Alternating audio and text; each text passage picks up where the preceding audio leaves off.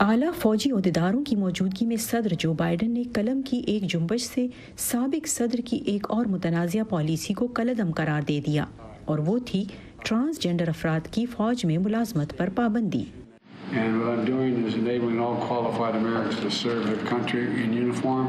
Twitter پر secretary دفاع لوئڈ Aston نے اس اقدام کو سراہا اور اسے نہ صرف درست بلکہ اسمارٹ قرار دیا۔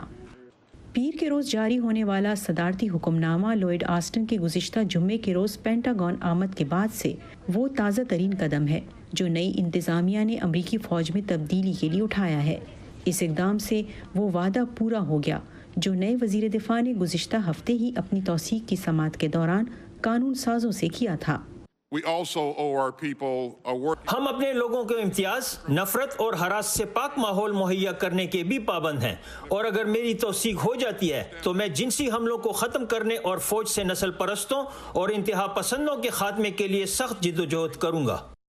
وزیر دفاع لوئڈ آسٹن نے پہلے ہی ایک میمو جاری کیا ہے جس میں فوج میں جنسی استحصال کے خلاف کارروائی کا مطالبہ کیا گیا ہے، لیکن فوج میں انتہا پسندی کے بڑھتے ہوئے مسئلے پر پیش رفت زیادہ مشکل ہو سکتی ہے، جس کا ثبوت سابق فوجی ارکان کی وہ تعداد ہے جنہوں نے یو ایس کیپٹل یا کانگریس کی عمارت پر حملے میں حصہ لیا تھا۔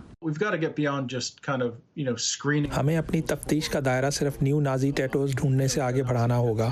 اس بارے میں زیادہ آگاہی حاصل کرنا ہوگی کہ نئے اور دوسرے سروس ممبران آن لائن کیا کر رہے ہیں۔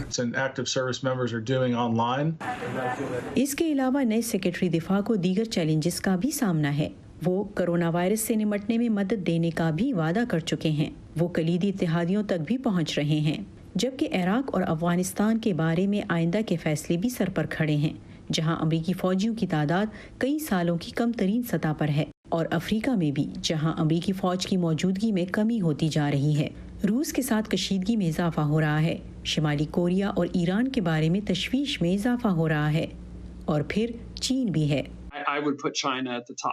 میں چین کو اول نمبر پر رکھوں گا۔ میں چین کو پیشگی خطرہ سمجھتا ہوں کچھ معاملات میں۔ امریکی عوام اور پوری دنیا میں ہمارے دوستوں کو اسے سمجھنے کی ضرورت ہے۔ چینیوں نے ایسے سسٹم تیار کیے ہیں جو ہماری ٹکر کے یا ہم سے بہتر ہیں۔